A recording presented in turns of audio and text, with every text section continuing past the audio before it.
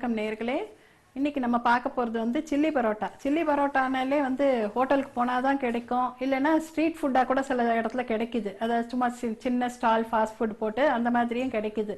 நம்ம வீட்டில் எப்படி செய்யறது அப்படின்னு நிறைய பேருக்கு தெரியாது. அதில் வந்து என்ன ரகசியம் இருக்குது அப்படின்னு நம்மளுக்கு சாப்பிடச்சே நம்மளுக்கு அதை கண்டுபிடிக்க முடியாது, என்னென்ன சாஸ் போட்டிருக்காங்கன்ட்டுன்னு.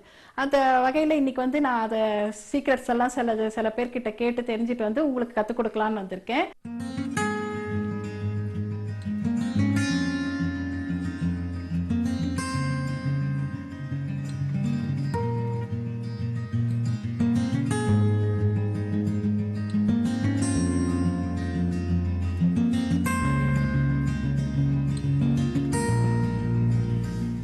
இப்போ தேவையான பொருட்கள் வந்து பரோட்டா, வெங்காயம், chilli sauce, green chilli sauce, tomato sauce, soya sauce, கொத்தமல்லி. இப்போ பாருங்கள், ஸ்டவ் ஆன் பண்ணியிருக்கேன். கொஞ்சம் எண்ணெய், ஒரு 2 டேபிள் ஸ்பூன் எண்ணெய் போதும், நிறைய வேண்டாம்.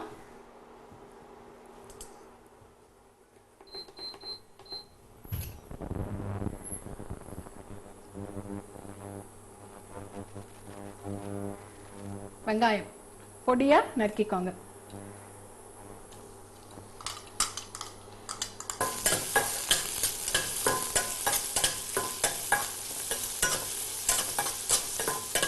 ஆனால் டேஸ்ட்டுன்னு பார்க்கும்போது உங்களுக்கு ஒரு 2 பரோட்டாக்கு ஒரு வெங்காயம் சரியா இருக்கும். ஏன்னா அது வதங்கச்சே வந்து உங்களுக்கு ஒரு அரை வெங்காயமாக ஆகிடும். ஒரு வெங்காயன்றது எப்போவுமே வதக்கும் போது கொஞ்சம் வதங்கின உடனே கொஞ்சம் கம்மி தானே ஆகிடும். இது ரொம்ப ஈஸி. நம்ம என்னவோ நினைப்போம் அது என்னவோலாம் சேர்க்குறாங்க அப்படின்னு. அவங்க வந்து நம்மக்கிட்ட பாவலா காமிப்பாங்க, இதை எடுத்து போடுறது அதை எடுத்து போடுறது அப்படின்னு. சும்மா எல்லாத்தையும் கட் பண்ணி பக்கத்தில் வச்சுட்டு இருப்பாங்க, அதை டக்கு டக்குன்னு எடுத்து போடுவாங்க நமக்கு தெரியாமல்.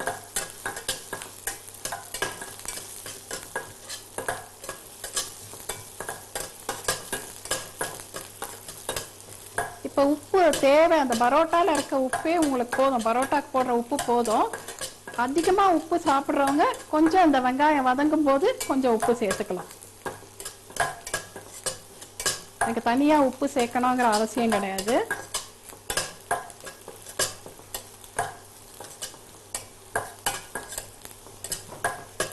வதங்கினதும் இந்த சாஸ் எல்லாம் ஊற்றிடுறோம். சின்னது பண்ணிக்கோங்க ஸ்டவ்வை. ஏன்னா சாஸ் ஊற்றும் போது வந்து என்ன ஆகும், டக்குன்னு அடியில் பிடிக்கும். அதால் இப்போ வந்து நான் க்ரீன் சில்லி சாஸு ரெடிமேடாக கிடைக்குது, அது ஒரு தனி ஃப்ளேவர் இருக்கும். அது இருக்கிறவங்க போட்டுக்கோங்க, இல்லாதவங்க வந்து ஒரு 2 பச்சை மிளகாய் வாயில் தட்டுப்படாத மாதிரி பொடியாக அரிஞ்சு அதை சேர்த்துக்கோங்க.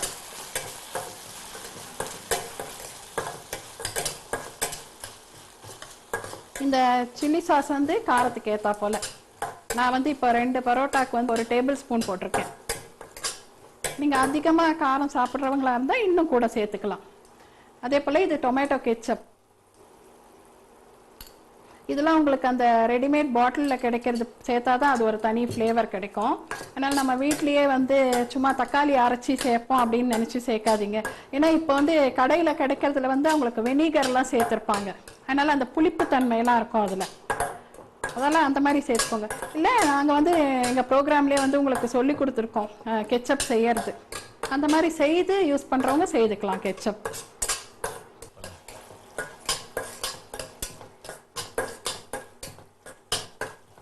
இப்போ இது வந்து பரோட்டா போட்ட உடனே உங்களுக்கு அதெல்லாம் அப்சார்ப் ஆகிடுது அப்படின்னு நினச்சிங்கன்னா மறுபடியும் சாஸ் சேர்த்துக்கலாம். இப்போ சேர்க்கறதோட அவ்வளோதானு நினைக்காதீங்க. சோயா சாஸ்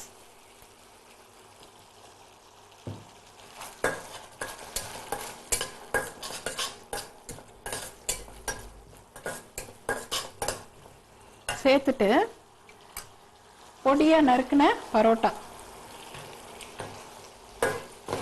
அதை சேர்த்து பார்த்துக்கோங்க.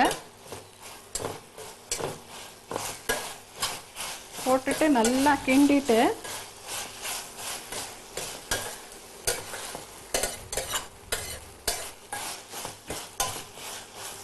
கொஞ்ச நேரம் சும்மா வதக்கிறது தான். ஆஃப் பண்ணிடுங்க.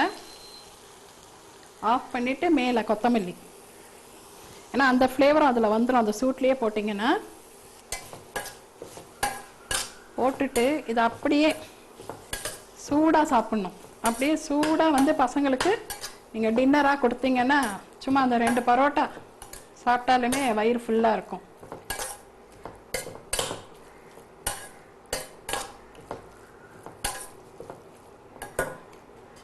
அழகாக ஒரு இது டிஸ்பிளே பண்ணுறது வந்து ஒரு அழகாக ஒரு ஃப்ளாட் இதில் வச்சு ஒரு ஃபோர்க்கும் ஒரு ஸ்பூனும் போட்டு கொடுத்துட்டிங்கன்னா அழகாக சாப்பிட்ருவாங்க.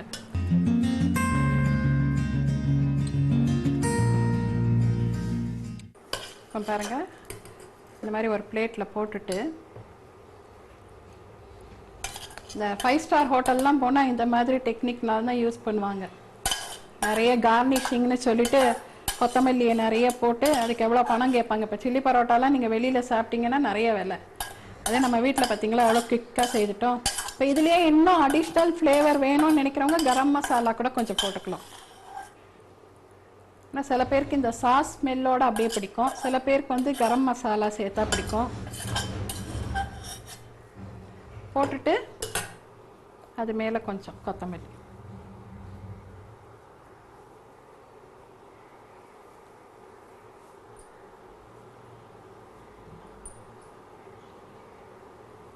அப்படியே சர்வ் பண்ண வேண்டியது தான்.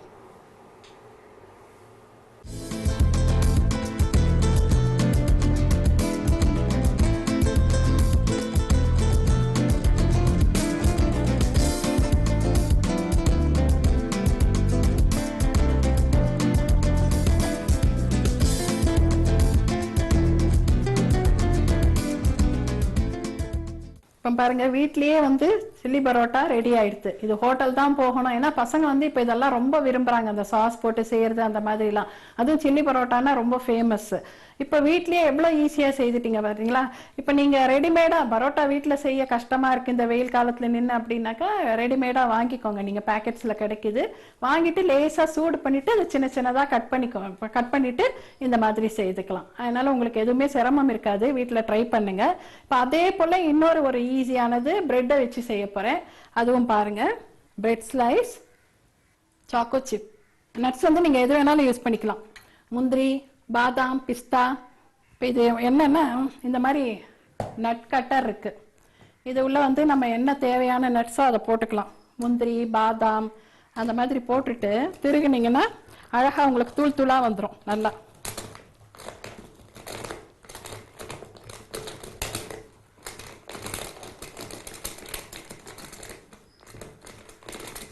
நல்லா எவ்வளோ பொடியாக வேணுமோ அவ்வளோ பொடியாக நீங்கள் பண்ணிக்கலாம். இப்படி அப்படியே திருப்பி திருப்பி சுற்றினீங்கன்னா நல்லா தூளாக வந்துடும். அதை தான் வந்து இதில் வைக்க போகிறேன். நட்ஸு கொஞ்சம்,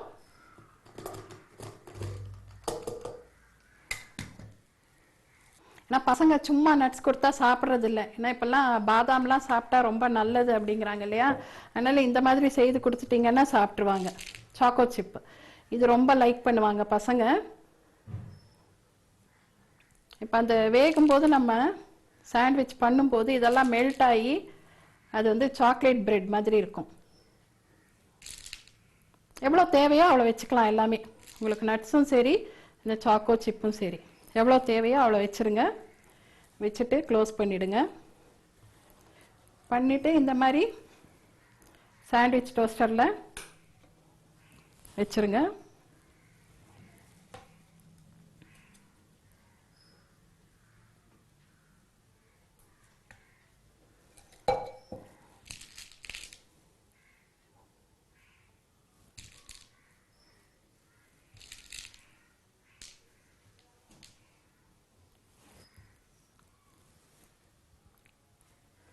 இப்போ இதையே வந்து ஹெல்த் கான்ஷியஸாக இல்லை அப்படின்னு நினச்சா மேலே வந்து வெண்ணெயும் தடவிக்கலாம்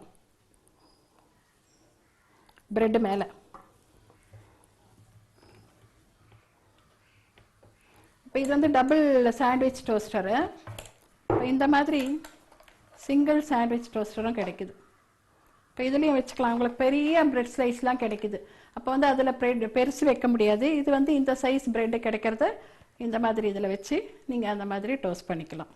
இப்போ பார்த்தீங்களா எவ்வளோ ஈஸியாக நம்ம சில்லி பரோட்டா செய்துட்டோம். அது வந்து எல்லா சாஸும் சேர்றதால ஒரு புளிப்புத்தன்மை அப்புறம் ஸ்வீட்டு, அந்த தக்காளி கெச்சப்ல இருக்க ஒரு காரம் எல்லாமே இருக்கும். அதுவும் அந்த தக்காளி கெச்சப் வாங்கும்போது நீங்க ஹாட் அண்ட் ஸ்வீட் வாங்கிக்கோங்க, நல்லாவே காரமா இருக்கும். இன்னும் நம்ம இதுல மிளகா சாஸ் போடுறதால உங்களுக்கு அது இன்னும் இதா இருக்குமா காரமா இருக்குமா அப்படின்னு நினைக்க வேண்டாம். ரெண்டும் ஈக்குவலைஸ் ஆயிடும். ஏன்னா புளிப்பு இதெல்லாம் சேர்றதால ஈக்குவலைஸ் ஆயிடும். அதே போல நீங்க சில்லி சாஸ் வந்து இப்ப கிரீன் சில்லி சாஸ் கிடைக்கலன்னா ரெட் சில்லி சாஸ் கிடைக்குது, அதுவும் வாங்கிக்கலாம். ரெண்டுத்துல ஏதாவது ஒன்று யூஸ் பண்ணிக்கலாம். நம்மளுக்கு என்ன அந்த ஃப்ளேவர் வந்து கொஞ்சம் கொஞ்சம் டிஃபர் ஆகும். ரெட் சில்லி சாஸ்ன்றது சிகப்பு மிளகாயில சேருது, கிரீன் சில்லி சாஸ்ன்றது பச்சை மிளகாயில சேருது. உங்களுக்கே வித்தியாசம் தெரியும், சிவப்பு மிளகா பச்சை மிளகா கொஞ்சம் ஃப்ளேவர் வந்து வித்தியாசப்படும். அதனால எது வேணாலும் வாங்கிக்கலாம். சில சமயம் கிடைக்காது, டிபார்ட்மெண்டல் ஸ்டோர்ஸ் போவீங்க, இல்லை கிரீன் சில்லி சாஸ் இல்லைன்பாங்க. அப்போ நீங்கள் வந்து எது வேணாலும் வாங்கிட்டு வந்து செய்து பார்க்கணும். அந்த ஆவல் இருக்கிறவங்க உடனே வாங்கி செய்து பார்க்கணும் அப்படின்னு நினைக்கிறவங்க, நம்மளுக்கு அந்த பொருள் உடனே கிடைச்சாதான் நம்மளுக்கு அது செய்து பார்க்கவும் தோணும். அப்போ வந்து கிடைக்கலையேன்னு சொல்லிட்டு விட்டுட்டு வர வேண்டாம். அதுக்காக தான் இதெல்லாம் சொல்கிறோம், ஆப்ஷனல் இந்த இதெல்லாம் யூஸ் பண்ணிக்கலாம் அப்படின்ட்டுன்னு. நீங்கள் அந்த மாதிரி யூஸ் பண்ணிக்கலாம். இது வந்து சூடாக செய்து நீங்கள் உடனே கொடுத்தீங்கன்னா பசங்க ரொம்ப லைக் பண்ணுவாங்க. ஆறிட்டா கொஞ்சம் அது பரோட்டானாலே உங்களுக்கு தெரியும், கொஞ்சம் ஒரு மாதிரி ஜவு மாதிரி இருக்கும். ஏன்னா மைதாவில் வந்து குளூட்டன் இருக்கிறதால. இப்போ மைதா அந்த பரோட்டாவில் மாத்திரம்தான் அது செய்யணும் அப்படிங்கிறது இல்லை. இப்போ சப்பாத்தி செய்தால் நீங்கள் இந்த மெத்தட் செய்துக்கலாம். இப்போ நான் சாஸ் எல்லாம் செய்து சில்லி பரோட்டா செய்தேன் இல்லையா, அதை வந்து நீங்கள் சப்பாத்தியை இதே மாதிரி கட் பண்ணிட்டு செய்துக்கலாம். சில சமயம் நம்மளுக்கு சப்பாத்தி வந்து முன்னாள் வந்து மீந்துரும், ஒரு சப்பாத்தி 2 சப்பாத்தி. அப்போ மறுநாள் வந்து அதை லேசாக வந்து மைக்ரோவேவ் அவன் வச்சிருக்கிறவங்க ஒரு ஈரத்துணியில் சுற்றிட்டு சப்பாத்தியை மைக்ரோவேவ் அவனில் ஒரு 30 செகண்ட்ஸ் வச்சிங்கன்னா அது நல்லா ஃப்ரெஷ் ஆகிடும். அதை எடுத்து நீங்கள் கட் பண்ணும்போது சாஃப்டாகவே இருக்கும். கட் பண்ணி போட்டுட்டு இந்த மாதிரி சாஸ் எல்லாம் சேர்த்துட்டு செய்து கொடுத்தீங்கன்னா ஏதோ ஒரு ஃப்ரெஷ் ஐட்டம், ஃப்ரெஷ் ரெசிபி செய்து கொடுத்தா மாதிரி இருக்கும். சப்பாத்தியும் உங்களுக்கு வேஸ்ட் ஆகாது. இந்த மாதிரி நம்மளே இன்னோவேட்டிவாக சிலதெல்லாம் வந்து வேஸ்ட் ஆகிற பொருளை வச்சு நம்மளே செய்து பார்த்தோன்னா நம்மளுக்கே ஒரு நியூ ரெசிபி கிடைக்கும். நம்ம கண்டுபிடிப்பு மாதிரி நம்ம மற்றவங்களுக்கும் சொல்லி கொடுக்கலாம். இப்போ பிரெட் பார்த்தீங்கன்னா, இப்போ நட்ஸ் வந்து எல்லாருமே சொல்கிறாங்க, ஒரு பாதாம் ஒரு பேரிச்சை அந்த மாதிரி காலையில் சாப்பிட்டா நல்லது அப்படிங்கிறாங்க. இப்போ நான் நட்ஸ் மாத்திரம்தான் போட்டேன். நீங்கள் வந்து அதில் ட்ரை ஃப்ரூட்ஸும் போட்டுக்கலாம். இப்போ காஞ்ச திராட்சை, பேரிச்சம்பழம் அந்த மாதிரி அதெல்லாம் கூட சின்ன சின்னதாக வெட்டிட்டு, ஏன்னா எப்படியோ ஒன்று பசங்களுக்கு அது ஹெல்த்தியாக இருக்கணும். அதனால வந்து நம்ம வந்து அதெல்லாம் சேர்த்துக்கலாம். நான் நட்ஸும் சாக்கோ சிப்பும் போட்டேன். இப்போ சாக்லேட்டு சாண்ட்விச் அப்படின்னு சொன்னாலே பசங்க வந்து ஆவலாக வருவாங்க, ஒரு இது சாக்லேட் சேருது அப்படின்ட்டு. சாக்கோ சிப் வந்து உங்களுக்கு கிடைக்கல, நீங்கள் போய் எங்கேயோ ஒரு பர்டிகுலர் இடத்துல தான் வாங்கணும் அப்படின்னு நினச்சிங்கன்னா, சாக்லேட் பார் கிடைக்குது இல்லைங்களா, பசங்க சாப்பிட்ற சாக்லேட் பாரு, அந்த பாரை கூட நீங்கள் திருகி போட்டு செய்துக்கலாம். அப்படி இல்லைன்னா உங்களுக்கு குக்கிங் பார்னே கிடைக்குது, சாக்லேட் பார். அந்த பார் வந்து வீட்டில் இருந்ததுன்னா அதையும் திருகி போட்டுட்டு இதே மாதிரி செய்யலாம். ஏன்னா வீட்டில் எது இருக்கோ அதை வச்சு நீங்கள் செய்தீங்கன்னா உங்களுக்கும் ஈஸியாக இருக்கும், பசங்களுக்கும் ஒரு பிடிச்சமானது செய்து கொடுத்தா மாதிரி நம்மளுக்கு ஒரு சாட்டிஸ்ஃபேக்ஷன். அதே போல் பக்கத்தில் இருக்கவங்களுக்கும் நம்ம சொல்லலாம், இதுக்கு பதில் இதை போடலாம் அப்படின்ட்டுன்னு. ஏன்னா நிறைய பேர் இப்போ குக்கரி ப்ரோக்ராம் பார்த்துட்டு எல்லாமே வீட்டில் வச்சுருக்காங்க, நிறைய எங்களுக்கு ஃபீட்பேக் வருது. இந்த மாதிரிலாம் வாங்கி வச்சிருக்கிறதால அப்பப்போ ட்ரை பண்ணி பார்த்துருங்க. ட்ரை பண்ணிவிட்டு அதில் வந்து நம்ம செய்யச்சே தான் நம்மளுக்கு என்ன தப்பு செய்கிறோம் அப்படின்னு தெரியும். அந்த தப்பு செய்யும் போது நீங்கள் எங்களுக்கு வந்து ஃபீட்பேக் எழுதும்போது நாங்கள் உங்களுக்கு அடுத்த இதில் வந்து உங்களுக்கு ஆன்சர் பண்ணுவோம். எங்களுக்கு அந்த மாதிரி ஃபீட்பேக் வரும்போது எங்களுக்கும் தெரியும் இந்த மாதிரி புரியலை உங்களுக்கு அப்படிங்கிறச்சே அதை வந்து உங்களுக்கு நிவர்த்தி பண்ணுற மாதிரி நாங்கள் அடுத்ததில் உங்களுக்கு ஆன்சர் பண்ணுவோம். அதனால் கண்டிப்பாக நீங்கள் ஃபீட்பேக் அனுப்புங்க. ஃபீட்பேக் அனுப்புனாதான் எங்களுக்கும் அது நல்லதாக இருக்கும். இப்போ பாருங்கள், இது ஆயிடுத்து பாருங்கள், நல்லா ப்ரௌனாக நல்லா ஆயிடுத்து. பசங்க ரொம்ப லைக் பண்ணுவாங்க. இப்போ பாருங்க, இது கட் பண்ணா உள்ள பாருங்க அந்த நட்ஸோட எல்லாம் ஒட்டிக்கும்.